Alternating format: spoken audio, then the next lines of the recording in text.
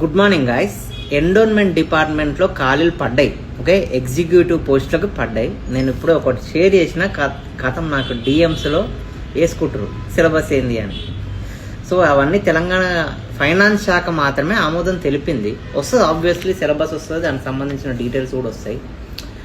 నాకైతే పెద్దగా endowment executive officer ఏపీపీఎస్సీలో చూసినట్టు గుర్తుంది, ఎందుకంటే లాస్ట్ ఇయర్ అనుకుంటా.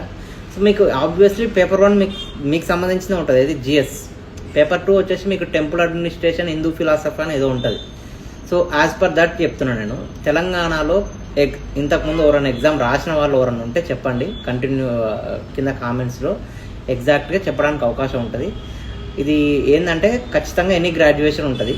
ఓకే, టెంపుల్కి సంబంధించినటువంటి ఆడిట్ పోస్టులు ఏమైనా ఉంటే మాత్రం కామర్స్ వాళ్ళకి వెళ్తాయి.